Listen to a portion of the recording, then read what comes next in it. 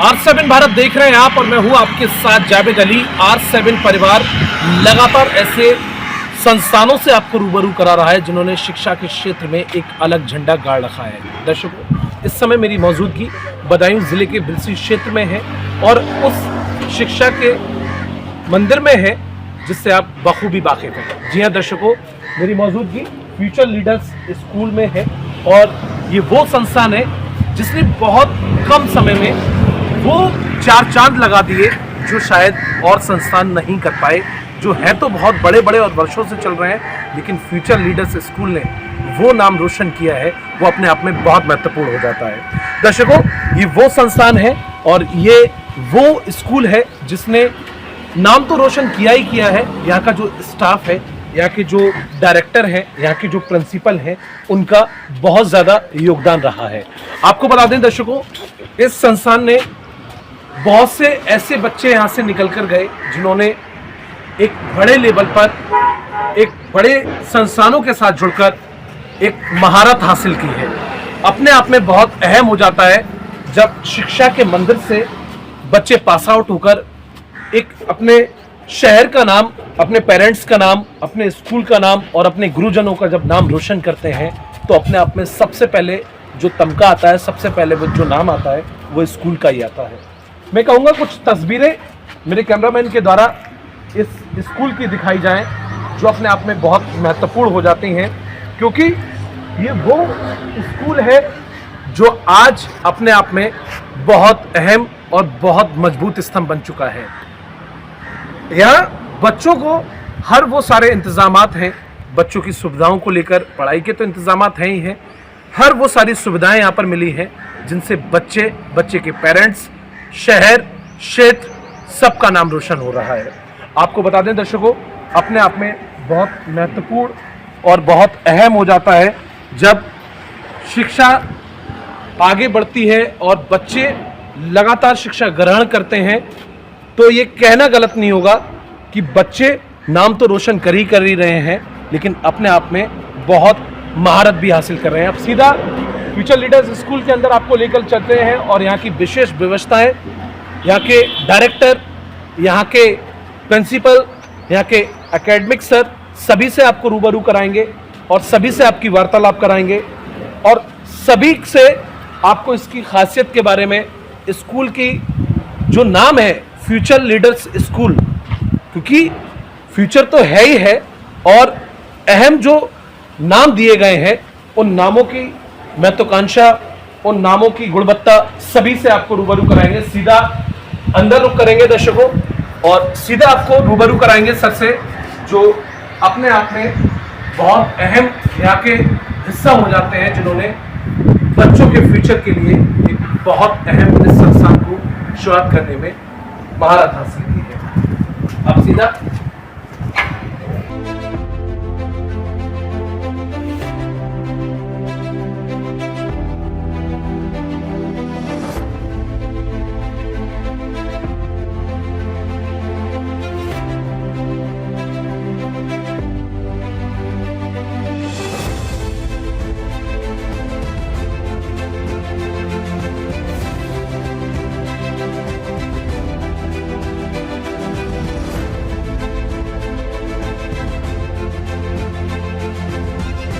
दर्शकों, future leaders school ने वो महारत हासिल की है और ऐसे परिवारों के बच्चे यहाँ पर आ रहे हैं जिन्होंने एक ऐसी गौरवान्वित, ऐसी गौरव अपने पेरेंट्स के लिए हासिल की है जो अपने आप में बहुत महत्वपूर्ण हो जाती है।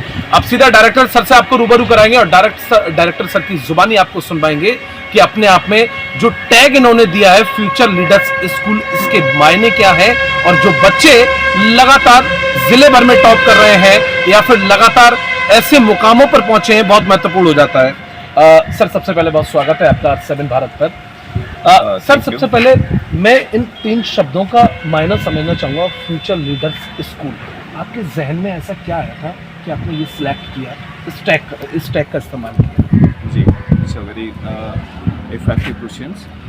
देखिए, फ्यूचर लीडर्स स्कूल अपने नाम में ही इसका अर्थ छिपा हुआ है। जी, विद्यालय का नाम मैं अपने नाम पर रख सकता था, अपने परिवार के किसी सदस्य के नाम पर रख सकता था, अपने बाबा के नाम पर, ऐसा होता है जनरली, बट हमारे मन में था कि फ्यूचर लीडर्स स्कूल, यानी कि फ्यूचर आने वाले समय में हमारे बच्चे, जो भी बच्चे हमारे यहाँ पढ़ रहे हैं, वो बच्चे लीड करें। बिल्कुल, वो किसी भी फील्ड में जाएं, बट वो ऑर्डिनरी ना हो, ऑर्डिनरी ना हो। इसलिए फ्यूचर आने वाले समय में जो बच्चे लीड करेंगे, जो जिस फील्ड में जाएंगे, तो इसलिए हमने स्कूल का, विद्यालय का नाम लीडर्स, फ्यूचर लीडर्स स्कूल रखा है। और वही प्लानिंग है हमारी। उसी तरीके से हम बच्चों को कॉन्फिडेंस उनके अंदर डेवलप कर रहे हैं, पर्सनालिटी उनकी इस तरह से हम डेवलप कर रहे हैं, स्पोकन क्लासेस उनको इस तरीके की दे रहे हैं, चाहे वो किसी भी सिटी में रहें या मेट्रो सिटी में रहें, लेकिन बच्चे एवरेज नहीं होंगे हमारे। ये हाल ही में अभी डिस्ट्रिक्ट लेवल पर एक ओलंपियाड खेल हुआ, जो भी प्रतियोगिता हुई, उसमें आपके बच्चों ने महारत हासिल की, कई बच्चों ने विजेता वो बने हैं। मैं चाहूँगा आप अपने शब्दों में बताएं, जो प्रतियोगिता हुई, अपने कितने बच्चे उसमें सिलेक्ट हुए, कितने बच्चों ने बाजी मारी, डिस्ट्रिक्ट लेवल पर अपने स्कूल का बच्चा फर्स्ट आया सर? करेक्ट जी। हिंदुस्तान ओलंपियाड कंपटीशन में बच्चों ने पार्टिसिपेट किया जी। तो वो ये एक ऐसा कंपटीशन है जिसमें लगभग हर स्टेट के बच्चे पार्टिसिपेट करते हैं। बिल्कुल सर। और अपने डिस्ट्रिक्ट बदायूं की बात करें तो डिस्ट्रिक्ट बदायूं में भी हजारों बच्चों ने पार्टिसिपेट किया। बिल्कुल एक स्कूल से 400-500 बड़े बड़े संस्थानों के बच्चे थे। करेक्ट। तो एक स्कूल से 400-500 बच्चों ने पार्टिसिपेट किए, और ये हमारे लिए प्राउड की बात है, गर्व की बात है कि हमारे बच्चे ने डिस्ट्रिक्ट में रैंक 1 बच्चे को मिला, जिला टॉप किया हमारे बच्चे ने। और टॉप के साथ साथ बहुत सारे बच्चे ऐसे रहे हैं, कोई बच्चा 3rd रैंक पर आया डिस्ट्रिक्ट में, और कोई बच्चा 7th रैंक पर है। फर्स्ट रैंक पर अपने स्कूल का बच्चा था। इट्स अचीवमेंट कि इस साल भी हमारा बच्चा फर्स्ट रैंक पर है, लास्ट ईयर भी हमारा बच्चा यहाँ से दूसरा बच्चा था, वो डिस्ट्रिक्ट टॉप किया था उसने।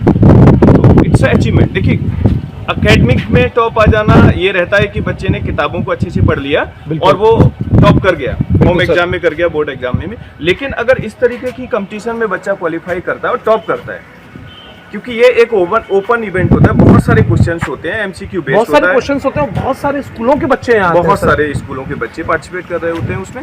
तो वहां पर अगर बच्चा टॉप करता है तो एक अंदर से खुशी होती है कि हम सही रास्ते पर हैं और हम अपने बच्चों को वो चीज़ें दे पा रहे हैं जो आज ज़रूरत है। बिल्कुल, क्योंकि कॉम्पिटिटिव टाइम है, आज के समय में कंपटीशन का टाइम है। तो कंपटीशन वही बच्चे क्वालिफाई करेंगे जो किताबों से हटकर भी अपनी प्रिपरेशन कर रहे हैं। चूँकि सर आप यहाँ डायरेक्टर हैं और स्ट्रॉन्ग पिलर आपको माना जाता है शिक्षा के क्षेत्र में, भारत तो आपने हासिल की है, लेकिन आपके बच्चे सर जिस ऊंचाइयों पे एकदम पर से आपने लगा दिए हैं इन बच्चों की, ये कहना गलत नहीं होगा कि बच्चों के पर लगा दिए हैं, लगातार बच्चे ऊंचाइयों को छूते जा रहे हैं। जी, आपने क्या कुछ, जो और भी बच्चे आ रहे हैं जो पास आउट होकर चले गए सर, वो तो अभी अच्छे मुकाम पर बैठे हुए हैं, जो और भी बच्चे आ रहे हैं, क्या कुछ ऐसे प्लान आपके माइंड में चल रहे हैं कि मुझे अब अपने बच्चों के लिए ये बेहतर करना है? जी,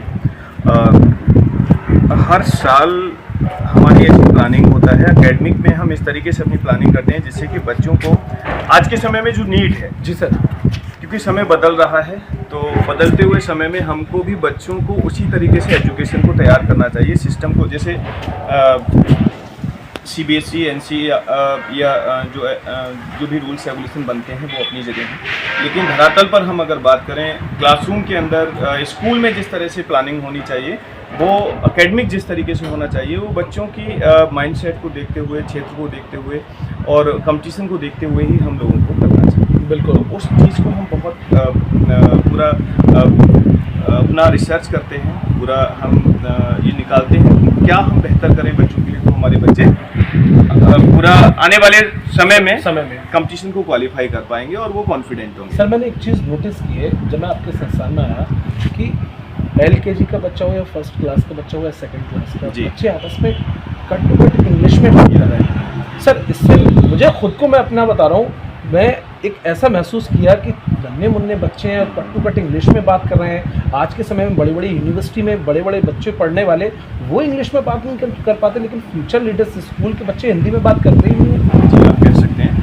बड़ी संख्या में हमारे पास बच्चे ऐसे हैं जो बच्चे जिनको 3 इयर्स हो गया यहाँ पढ़ते हुए, 2 इयर्स हो गया, तो उन बच्चों के अंदर स्पोकन स्किल्स का जो इंटरेस्ट है वो हमने उनमें डेवलप कर दिया है। बिल्कुल, और बड़ी संख्या में हमारे बच्चे बोलना स्टार्ट हो गए हैं। और इससे भी और बड़ी बात, इंग्लिश बोलना इतना इम्पोर्टेंट नहीं है, उससे ज़्यादा इम्पोर्टेंट मुझे लगता है कि बच्चे हमारे माइक के सामने फियरलेस हो रहे हैं। बिल्कुल, स्टेज एक्सपोजर हम अपने बच्चों को दे रहे हैं। हमारी असेंबलीज में, डिबेट्स में इस तरीके से हमने अपने बच्चों को तैयार किया है कि हमारे बच्चे, आप उनसे क्वेश्चनिंग करेंगे तो वो शर्माएंगे नहीं। बड़ी संख्या में एजुटेशन उनकी निकल चुकी है। एजुटेशन निकालने का हम काम कर रहे हैं। बिल्कुल सर, बहुत अहम हो जाता है कि एक बड़े मुकाम पे लगातार आप तो पहुंच रहे हैं, लेकिन ऐसे स्कूलों को फ्यूचर लीडर्स स्कूल ने पीछे कर दिया। मैं जिक्र तो नहीं करूंगा उन संस्थानों का, लेकिन फ्यूचर लीडर्स स्कूल ने ऐसे संस्थानों को पीछे कर दिया।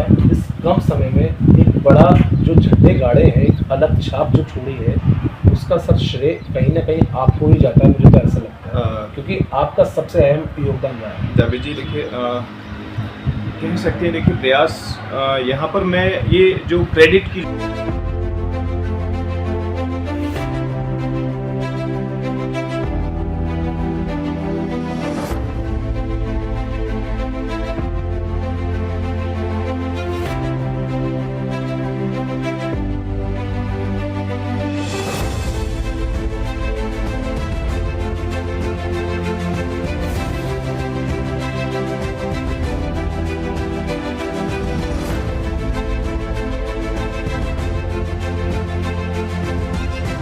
तो फ्यूचर लीडर्स स्कूल के डायरेक्टर सर को आपने सुना, यानी कि विश्व प्रताप सर को आपने सुना, और ये वो शख्सियत हैं जो लगातार स्तंभों के साथ तो बने हुए हैं, शिक्षा के क्षेत्र में लगातार अपने स्कूल को, अपने संस्थान को और उन बच्चों का उज्जवल भविष्य बनाने के लिए लगातार अग्रसर हैं। सीके शर्मा सर हैं, एकेडमिक हेड हैं, सर का भी रुख करेंगे, और सर का जो डेजिग्नेशन है और सर का जो अहम रोल है फ्यूचर लीडर्स स्कूल के लिए, और एक लंबे समय से सर का अगर थोड़ा इंट्रोड्यूस करूं तो 30 वर्षों से सर शिक्षा के क्षेत्र में अपना योगदान दे रहे हैं। बहुत अहम हो जाता है कि 30 वर्षों से बड़े बड़े संस्थानों में प्रिंसिपल के पद पर तैनात रहना, और उसके बाद पूरा अपना जो फ्यूचर लीडर्स स्कूल के लिए पूरा न्यौछावर कर देना बहुत अहम हो जाता है। सर का रुख करेंगे और सर का पूरा एकेडमिक को लेकर पूरी जानकारी आपके साथ साझा करेंगे, क्योंकि दर्शकों ये फ्यूचर लीडर्स स्कूल है और यहाँ सिर्फ और सिर्फ आपको प्रोफेशनल मिलेंगे। सर, सबसे पहले बहुत स्वागत है आपका आर7 सर। 30 वर्ष आपको हो गए शिक्षा के क्षेत्र में अपना योगदान देते हुए। तमाम ऐसे बच्चे जो आज ऊंचाइयों पर छू रहे हैं, बड़े बड़े संस्थानों के निकलने के बाद बड़े बड़े कंपनियों में और बड़े अधिकारी बने हुए बैठे हैं। आप फ्यूचर लीडर्स स्कूल में आए और आपने एक अब ये ठान लिया है, जहां तक सर मुझे पता चला है, कि मेरा अब जीवन न्यौछावर अब यही है फ्यूचर लीडर्स स्कूल के साथ, क्योंकि बहुत अहम हो जाता है। यहाँ सर आपका अहम रोल है, एकेडमिक हेड आते हैं। क्या कुछ एकेडमिक हेड के अंदर आता है, मैं चाहूंगा आप अपने शब्दों में बयां करें।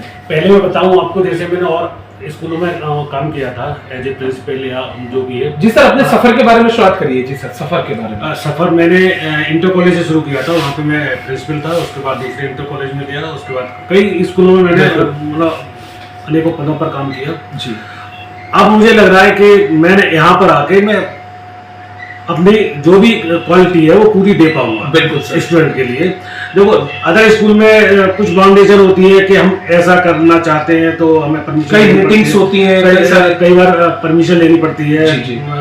लेकिन यहाँ पर क्या है, यहाँ पर हमारा स्कूल और हमें हमारी जो पॉलिसियाँ हैं जी, वो हम 100% लागू कर रहे हैं उनकी। जी, तो हमें ये लगता है कि अब तो कहीं जरूरत ही नहीं है, यहीं पर करना है, बच्चों को तैयार करना है और इनका। सर, आप यहाँ पर बखूबी जानते हैं एकेडमिक हेड है, और एकेडमिक हेड के ऊपर बहुत बड़ा बर्डन रहता है, आप ये इस चीज से वाकिफ हैं। बिल्कुल। यहाँ आपका अहम रोल तो है ही है, किस तरह से आप पूरा हैंडल कर पा रहे हैं, क्योंकि बड़ा संस्थान, बड़ी जिम्मेदारी बहुत अहम हो जाता है। जो भी है, मतलब हमारा स्टाफ बहुत अच्छा है, प्रिंसिपल सर बहुत अच्छे हैं, बिल्कुल, डायरेक्टर सर तो कॉपरेशन रहता है। बिल्कुल सर। तो मुझे लगता है कि किसी काम को करने के लिए अगर कॉपरेशन अच्छा मिल रहा है तो वो काम सक्सेस होना ही होना है। तो ऐसा ही मेरा एकेडमिक का है। एकेडमिक में हमने जो बुक्स लगाई है वो NCERT की बुक्स हैं। स्टाफ हमारा वेल क्वालिफाइड है और बहुत अच्छे से एग्जाम अभी हुए और मैंने देखा एकदम कड़ी निगरानी रहती है एग्जाम में, जबकि छोटे बच्चे हैं, लेकिन एग्जाम ऐसा होता है जो बड़े अधिकारी लेवल के एग्जाम होते हैं, टीचर्स तैनात रहते हैं, ये सब आपके अंडर में आता है। तो सर, आप ये सब कैसे मैनेज कर पाते हैं, कड़ी निगरानी के बीच बच्चों के एग्जाम होना? देखिए, यहाँ पर हर रूम में CCTV कैमरे लगे हुए हैं, डिस्प्ले होता रहता है, वहाँ से हम वॉच करते रहते हैं, और जो मीटिंग होती है एग्जाम से पहले उनसे टीचर्स को सबको बता दिया जाता है कि कैसे एग्जाम कराना है। और हम ये चाहते हैं कि यहाँ से बच्चा सीख के जाए कि हम दूसरे स्कूल में पहुंच रहे हैं या हम कंपटीशन देंगे तो क्या क्या प्रॉब्लम हो सकती हैं। कुछ स्टूडेंट होते हैं जो नहीं होते हैं, MRC नहीं भर पाते हैं, लेकिन हम जो एग्जाम में करा रहे हैं उसी पैटर्न पर करा रहे हैं जिससे कि और एग्जाम में पहुंचे तो उनको प्रॉब्लम ना हो। जी सर, आप टूर भी बच्चों के कराते हैं, नेशनल टूर हो गए, इंटरनेशनल टूर हो गए, अपने आप में बहुत महत्वपूर्ण हो जाता है उन बच्चों के पेरेंट्स का दिल जीतना, और वो सब काम होता है एकेडमिक हेड का। बाहर आप बड़े लेवल के टूर फ्यूचर लीडर्स स्कूल के बच्चों के साथ जाते हैं, वो सब कैसे मैनेज होता है? देखिए, एकेडमिक के साथ साथ एकेडमिक में तो पढ़ाई हम कराई कर रहे हैं जी। लेकिन जहाँ बच्चों के कहते हैं बच्चों का सर्वांगीण विकास की बात जहाँ करते हैं हम, तो सर्वांगीण वो सारी चीजें आ जाती हैं, पढ़ाई भी आती है और उनके संस्कार भी आते हैं, फिजिकल भी आता है। तो उसके लिए जहाँ फिजिकल की बात है वहाँ मॉर्निंग से जब असेंबली शुरू होती है तब से लेकर और डिपार्चर टाइम तक हमारा पूरा प्रयास रहता है कि बच्चा जब आज आया है तो कुछ सीख कर जाए। बिल्कुल, बहुत अच्छे शब्दों का सर ने इस्तेमाल किया। Academic head CK Sharma sir को आपने सुना, और वर्डन सर पर रहता है लेकिन सर फ्रेंकली इस वर्डन को लेते हैं क्योंकि सर ने अपने शब्दों में बयां किया यहाँ प्रेशर नहीं है, यहाँ प्रोफेशनली वर्क होता है क्योंकि फ्यूचर लीडर्स स्कूल मैंने पहले भी बताया यहाँ सिर्फ प्रोफेशनल लोगों का काम है। और सर ने अपनी विशेषताएं, अपने एकेडमिक पद की सारी विशेषताएं बताई किस तरह से पूरा मैनेज कर पा रहे हैं। अब दर्शकों सीधा आपको प्रिंसिपल सर के केबिन में लेके चलेंगे। प्रिंसिपल सर का जो कामकाज है, प्रिंसिपल सर का जो वर्क है, और प्रिंसिपल सर एक लंबे समय से प्रिंसिपल तो है ही है, प्रिंसिपल फाउंडर भी है फ्यूचर लीडर्स स्कूल के। आप सीधा उनसे रूबरू कराएं।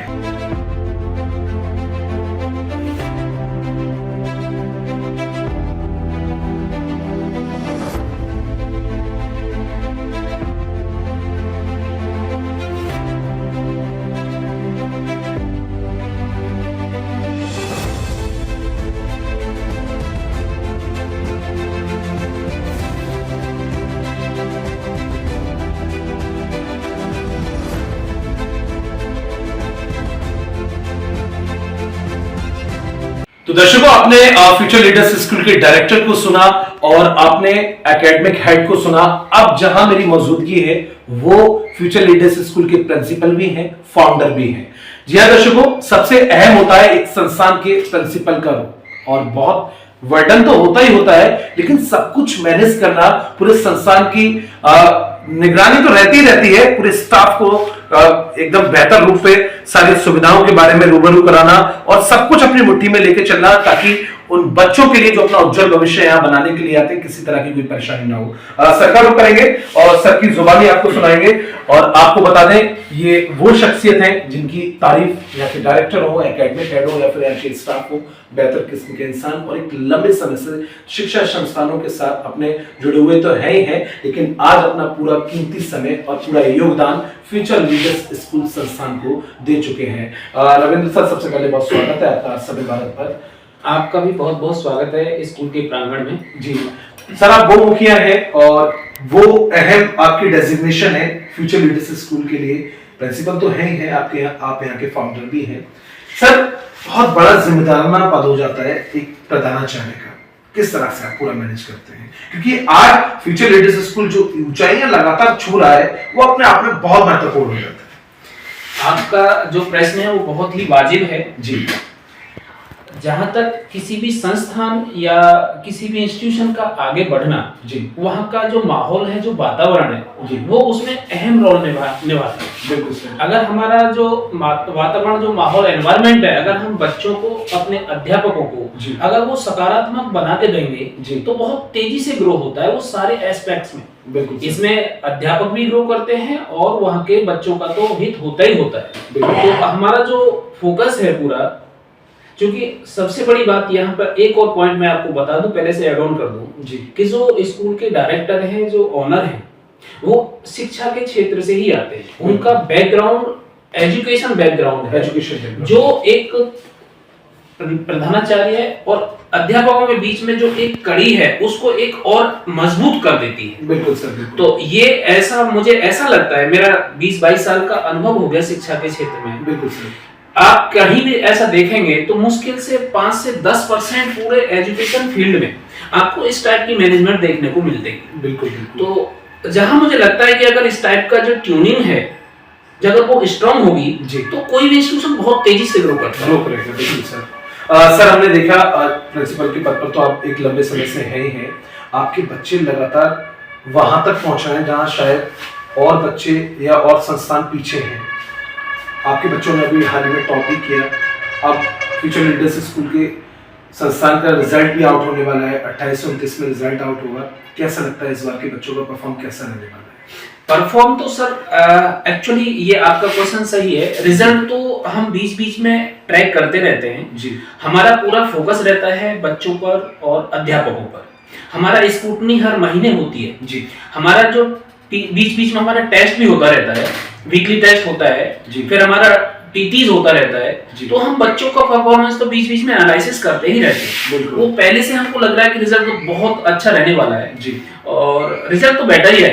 रिजल्ट बेटर है, बिल्कुल। सर आगे आपने संस्थान के लिए क्या कुछ सोचा है कि मैं इस पथ पर अपने संस्थान को लेकर जाऊं, क्योंकि अभी तक की जो आपने जिले भर में एक पहचान बनाई है फ्यूचर लीडर्स स्कूल की, वो लगातार महारत हासिल कर चुकी है। हमारा प्लान, हम ये विश्वास करते हैं कि जो किसी भी क्षेत्र में आप बढ़े उसके लिए सबसे अहम रोल क्वालिटी, जो गुणवत्ता होती है वो किसी भी क्षेत्र में बहुत तेजी से आपको पुश करती है। बिल्कुल सर। हमारा जो फोकस है वो हमारा क्वालिटी एजुकेशन को लेके है। क्वालिटी हाँ, जी। हमारे पास जितना भी फैकल्टीज है, जी। हम जब हमारा जो मेन फोकस होता है, जैसे बच्चों का एग्जाम लिया जाता है जी। जब हम फैकल्टी अपॉइंट करते हैं जी। तो हमारा जो स्क्रूटनी है वो बड़ा टाइट होता है। बिल्कुल। हमारा रिटन टेस्ट भी होता है जी। हमारा इंटरव्यू भी टीचर्स का होता जी। है और क्लास में डेमो भी लिया जाता है। डेमो भी लिया तो जाता हम ये मानते हैं कि किसी भी स्कूल का, किसी भी इंस्टीट्यूशन का जो बैकबोन है वो क्वालिटी एजुकेशन तभी प्रोवाइड कर पाएगा वो इंस्टीट्यूशन। कुल मिलाकर आपके शब्दों से बिल्कुल बिल्कुल जो शब्दों से पता चला वो ये है कि फ्यूचर लीडर्स स्कूल उन सबकी चारों में नहीं चलेगा जहां सब दौड़ रहे हैं। यहाँ क्वालिटी और निखार बिल्कुल अलग देखने को बिल्कुल मिलेगा। बिल्कुल बिल्कुल। तो प्रिंसिपल सर को आपने सुना, रविंद्र सर ने साफ तौर पर यहाँ की क्वालिटीज को लेकर, क्योंकि प्रधानाचार्य का अपने आप में बहुत अहम रोल होता है और वो रोल प्रिंसिपल सर अपना बखूबी यहाँ निभा रहे हैं।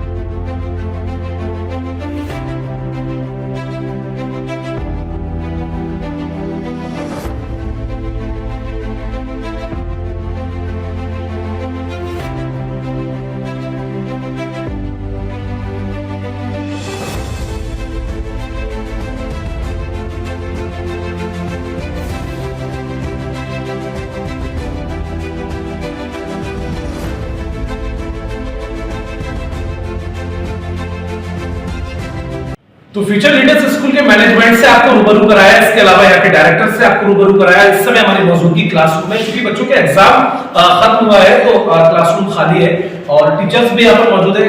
मैम से भी बातचीत करेंगे। इसके अलावा बेहतर क्लासरूम और बेहतर बच्चों के लिए संदेश, इसके अलावा आप क्लासरूम के तस्वीरों से अंदाजा लगा सकते हैं कि जब क्लासरूम ऐसे है तो बच्चों को शिक्षा किस तरह की प्रदान की जाती होगी। बेहतर लेवल की क्लासरूम, इसके अलावा सीसीटीवी और फैंस वगैरह सभी की सुविधाएं यहाँ पर है। अब सीधा मैम का रुख करेंगे और मैम को आपको सुनाएंगे कि मैम कौन सा विषय बच्चों को पढ़ाती है। इसके अलावा क्लासरूम में एक्स्ट्रा क्या कुछ बच्चों के साथ एक्टिविटीज रहती है, किस तरह से बच्चों को हैंडल करना रहता है, वो भी जरा आपसे बातचीत कराएंगे। क्योंकि क्लासरूम की चारों तरफ की तस्वीरें आपको दिखाएं तो बेहतर है और एग्जाम मैंने पहले भी जिक्र किया था, एग्जाम बच्चों का खत्म हुआ है इसलिए क्लासरूम अभी खाली है। अब मैम को रुक करेंगे। मैम सबसे पहले बहुत स्वागत है। क्या नाम है मैम आपका? अब मैम ये बताइए, अभी चूंकि एग्जाम बच्चों का खत्म हुआ है तो अभी क्लास खाली है, बेहतर इंतजाम हैं हर क्लासरूम में बच्चों को पढ़ने के लिए, क्या कुछ आप बच्चों को कौन सा विषय पढ़ाते हैं और बच्चों को खाली टाइम में कौन कौन सी एक्टिविटीज आप देते हैं? I teach English to the students and I am very proud to say that our school, Future Leaders School, ji. we believe in holistic मैं development. चाहता हूँ थोड़ा सा हिंदी में, आप थोड़ा सा हिंदी में जो दर्शकों को बताएं। जी। हम विश्वास करते हैं कि बच्चा हर एक फील्ड में, हर एक एस्पेक्ट में जी। बहुत अच्छा हो, जी। इसलिए हम उनको हर तरीके की फैसिलिटीज अवेलेबल करवाते हैं। जी। जैसे कि हमारे पास एक बहुत बड़ा प्लेग्राउंड है जिसमें हम स्टूडेंट्स को sports facilities and different equipments available करवाते हैं। साइंस लैब फैसिलिटीज हमारे पास अवेलेबल है जिससे कि स्टूडेंट्स जो है उनके सिलेबस से प्ले ग्रुप के बच्चे आते हैं, छोटे बच्चे होते हैं और जब उनके एडमिशन हो जाते हैं उन्हें किस तरह से हैंडल किया जाता है आप टीचर्स के द्वारा? देखिए, जो स्कूल का वातावरण बहुत लविंग केयरिंग है और जो टीचर्स हैं वो बच्चे के साथ एज अ मदर ही ट्रीट करते हैं, because school is just like a second home for the student. और जो अध्यापिकाएं हैं वो भी बच्चों के लिए एक तरीके से माता का ही काम करती है, मदर की तरह ही। तो बहुत प्यार से टैकल किया जाता है बच्चों को, बहुत केयर के साथ, डिफरेंट एक्टिविटीज़ के साथ, जिससे कि वो इंगेज हो सके, लर्निंग बाय डूइंग कर सके और वो हर तरीके से खुश रह सके। बिल्कुल। तो मैम को आपने सुना कितने अच्छे शब्दों का मैम ने इस्तेमाल किया, बच्चों को किस तरह से टैकल किया जाता है। इसके अलावा छोटे बच्चे आते हैं, प्ले ग्रुप के बच्चे होते हैं, और प्ले ग्रुप के बच्चों को लेकर बहुत सारी देखरेख के साथ साथ उन्हें बहुत सारे गुण और क्वालिटीज भी सिखाई जाती है, ताकि बच्चे जल्दी से ग्रो अप करने लगे और बहुत तेजी के साथ आगे बढ़े। और फ्यूचर लीडर्स स्कूल शिक्षा के संस्थानों से उन संस्थानों में से एक है जहां सिर्फ और सिर्फ चुनिंदा संस्थान आते हैं, और शायद फ्यूचर लीडर्स स्कूल इसीलिए लगातार अपने अहम मुकामों पर पहुंचने लगा है।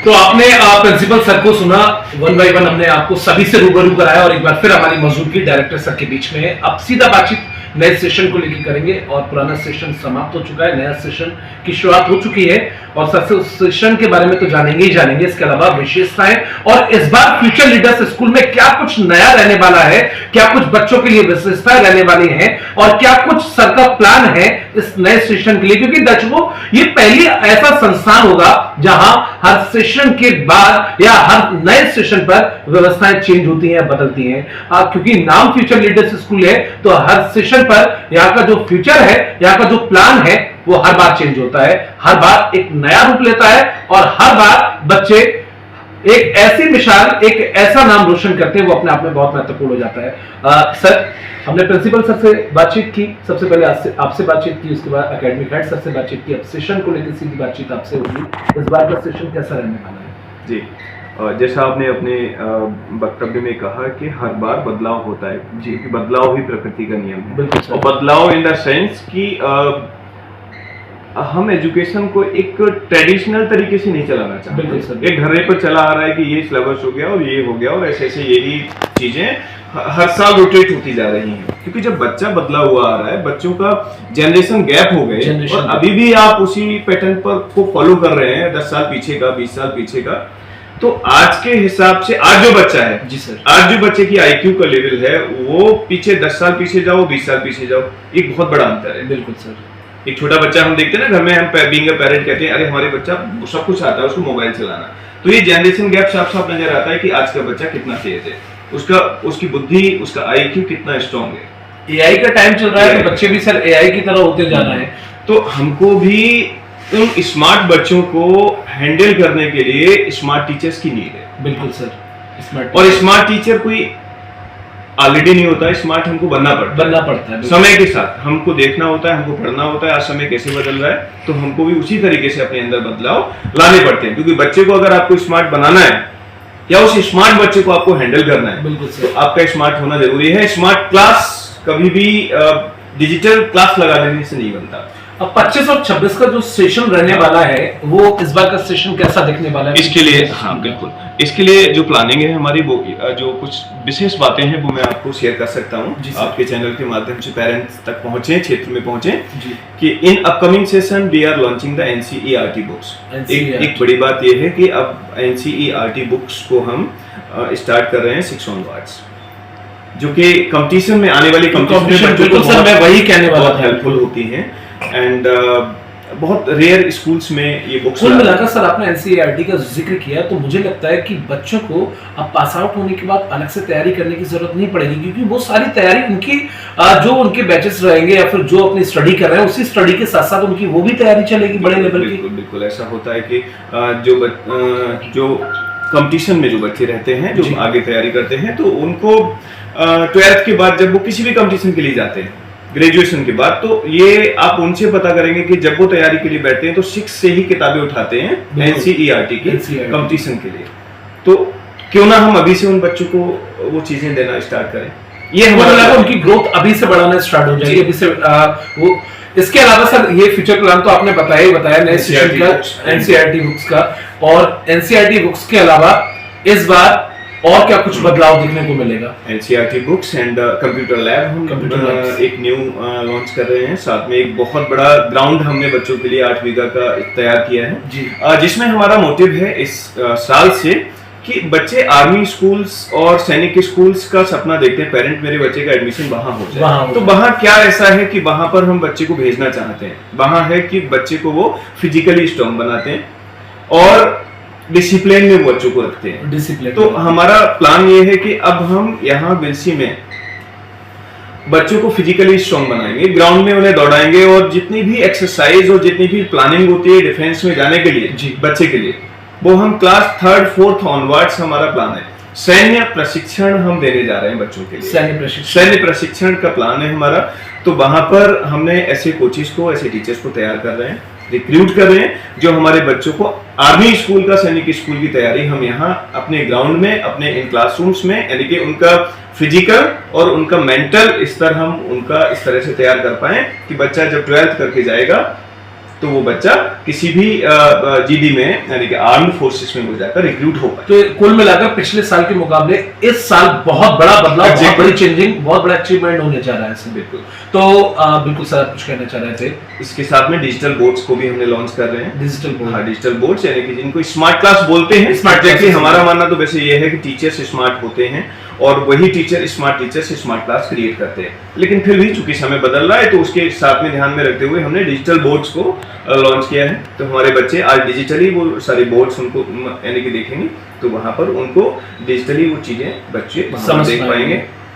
बिग प्लेग्राउंड से हमारा दूसरा कॉम्पिटिटिव एग्जाम के लिए जो पीछे लास्ट 2 ईयर से हम हमारे बच्चे जो पढ़ रहे हैं उनको पता है कि मॉर्निंग में एक क्लास होता है उनका एक्स्ट्रा क्लास, और स्कूल आज के बाद में 2 घंटे का क्लास होता है। आज भी पेरेंट आते हैं और अपने बच्चों को 4 बजे लेकर जाते हैं। ऐसे पेरेंट हैं जिसमें 30 से 40 बच्चे पढ़ते हैं, जिसका कोई भी चार्ज, एक्स्ट्रा चार्ज नहीं है। फ्री ऑफ कॉस्ट वो क्लासेस दी जाती हैं, जिसमें उनको रीजनिंग, मैथ्स, इंग्लिश एंड अब आने वाले समय में कंप्यूटर भी उसमें इंक्लूड हो जाएगा। कंप्यूटर भी इंक्लूड हो जाएगा। तो आपने डायरेक्टर सर को सुना है, इस बार का अचीवमेंट जो है वो बहुत बड़ा बदलाव होने जा रहा है। इस बार जो बच्चे जो सपना एनसीईआरटी का देखते हैं वो फ्यूचर लीडर्स स्कूल में आपको मिलेगा। इसके अलावा जो सैन्य आर्मी का, जो आर्मी स्कूल में पढ़ने वाले बच्चे होते हैं या फिर उनके पेरेंट्स ये सोचते हैं कि हमारे बच्चों का वहां एडमिशन हो जाए, वो सपना भी यहाँ साकार होगा। इसके अलावा जो डिजिटल बोर्ड्स की सर ने बात की, वो सपना भी यहाँ साकार होगा। बहुत सारे बदलाव इस बार फ्यूचर लीडर्स स्कूल में होने वाले हैं, क्योंकि दर्शकों जो टैग है ना इस स्कूल का, उस टैग के हिसाब से वो बदलाव आपको हर साल देखने को मिलेंगे और इस सेशन में तो एक बड़ा धमाका, एक बड़ा बदलाव होने जा रहा है। अगला इंटरव्यू ठीक इसी तरह के संस्थान को लेकर आपके बीच हाजिर होंगे। कैमरामैन शिवम के साथ में जावेद अली, आज 7 भारत।